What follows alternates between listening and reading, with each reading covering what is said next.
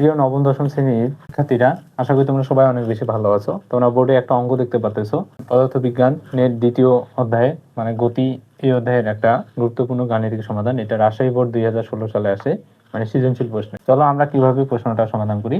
তো প্রথমে আমরা প্রশ্নটাকে একটু ফিল করার চেষ্টা করি। কি বলতেছে, 10 কেজি ভরের একটি বস্তুকে উপর থেকে ছেড়ে দেওয়া হলো। তাহলে উপর থেকে একটা বস্তুকে কি দেওয়া হয়েছে, ছেড়ে দেওয়া হয়েছে, তার মানে এটা পড়ন্ত বস্তু।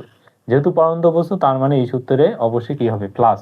আর যদি নিক্ষিপ্ত হইতো তাহলে হয়তো মাইনাস। আচ্ছা, এই জিনিসটা কিন্তু আমাদের মনে রাখা লাগবে। তারপর কি বলতেছে, উপর থেকে এত মিটার, তাহলে উপর থেকে কত মিটার নামছে, 78.4 মিটার নামতে বস্তুটির কত সময়, তার মানে কি মান বের করতে বলছে, টি এর মান। তাহলে আমরা প্রথমে দেখি দেওয়া আছে, কি কি দেওয়া আছে সেভাবে দেওয়া আছে।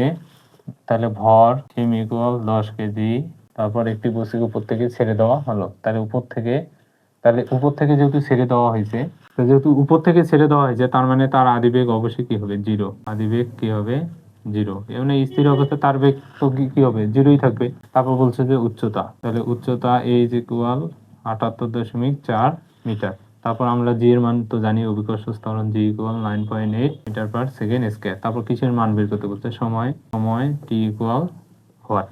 তাহলে এখন যেহেতু এখানে এইচ আছে, তাহলে এইচ এর সূত্র আমাদের অ্যাপ্লাই করতে হবে। তাহলে এখন এইচ এর সূত্র দুইটা, এখন কোনটা সূত্র করতেছে আমরা তো বুঝতেই পারতেছি, যেহেতু ইউ আছে।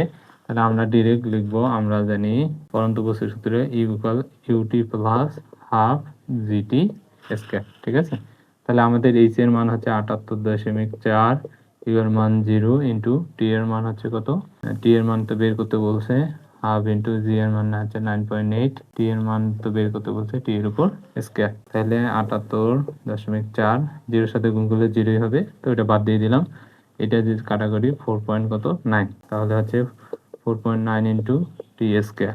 তাহলে টি ইকুয়াল, এই যে স্কয়ারটা কি হয়ে যাবে, রুট হয়ে যাবে, এটা এই পাশে চলে আসবে। তাহলে 78.4 বাই হচ্ছে 4.9।